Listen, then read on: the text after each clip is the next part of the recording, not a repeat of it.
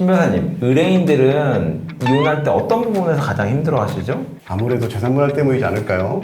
한 끗 차이로 나에게 오는 돈이 달라지니까요. 맞아요. 그리고 이 한 끗 차이는 재산분할 기여도를 결정하게 되죠.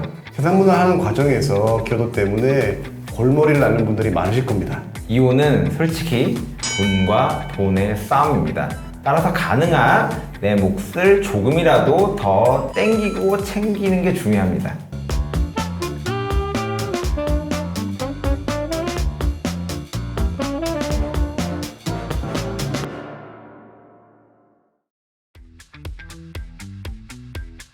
재산분할에서 기여도라고 하는 것은 결혼기간 동안 같이 살면서 재산을 늘리는데 얼만큼 노력을 했냐는 것인데요. 맞아요. 그래서 경제적으로 큰 의미를 가진 만큼 양쪽이 절대 포기를 할 수 없는 부분입니다. 서로가 자신이 재산 증식에 더 많은 기여를 했다 주장을 하게 되는 거죠. 기여도라고 하는 것은 보통 부부가 이혼을 할 때 협의해서 정하나요? 아니면 법원이 정해주나요? 물론 서로가 원만해서 5대5로 협의를 해서 정할 수도 있지만 아무래도 이혼 후에 자신의 인생이 걸려있는 만큼 첨예하게 대립하고 결국 이혼 소송으로 이루어지고 재판부의 판결로 끝나는 것이 대다수입니다.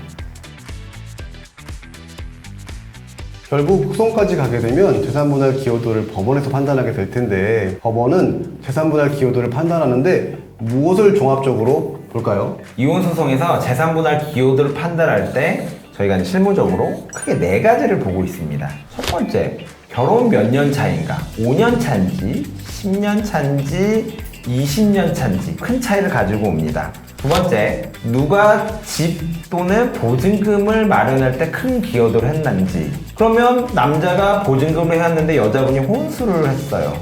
그럼 어떻게 되죠? 혼수는 별로 중요하지 않습니다. 왜 안 중요해요? 저 혼수를 해왔는데. 혼수는 같이 쓰는 거잖아요.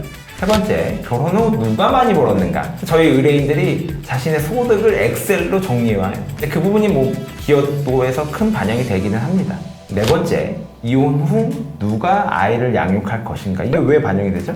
이제 이혼하고 나서 법원에서는 부양적 요소도 재산분할에서 판단을 하곤 합니다. 이런 요소를 보고 판단을 해서 40, 50, 60 이렇게 기여도가 정해지는 거죠. 깔끔한 정리네요. 인터넷 보면 재산분할 기여도 공식이라고 해서 비율을 정하는 방법이나 계산기 같은 것들이 돌아다니던데 이런 거 믿어도 되는 걸까요?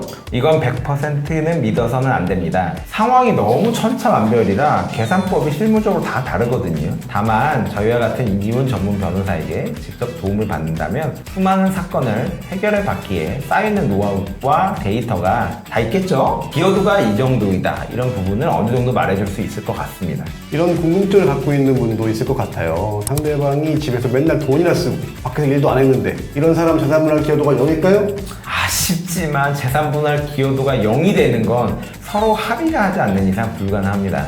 재산분할 제도는 부부가 같이 이룬 공동재산을 청산하는 의미도 있지만 이혼 후에 경제적으로 어려움을 겪게 되는 당사자에 대한 부양 목적으로 하는 것도 있기 때문에 유책 배우자라도 재산분할 청구권을 인정하고 있습니다. 이런 경우에는 가능한 내 기여도를 높이고 상대방의 기여도를 최대한 낮추는 게 쟁점이 될 것 같네요.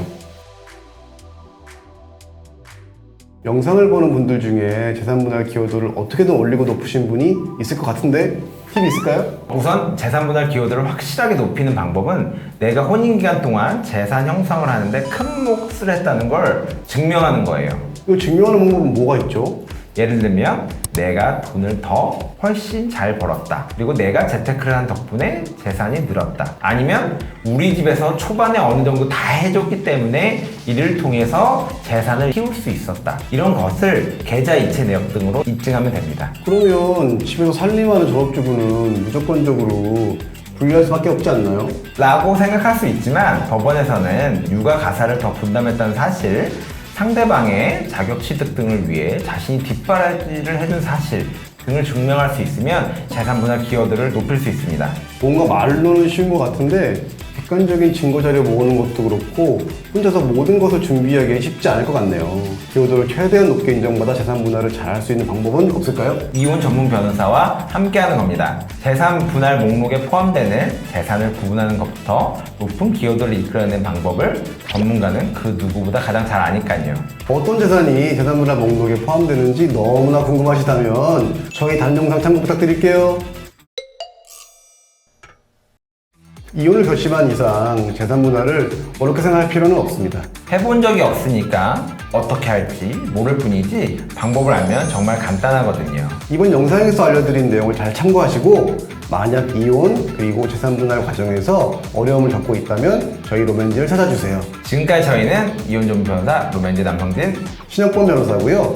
이혼에 대해 하고 싶은 이야기나 궁금증이 있다면 많은 댓글 부탁드립니다. 감사합니다.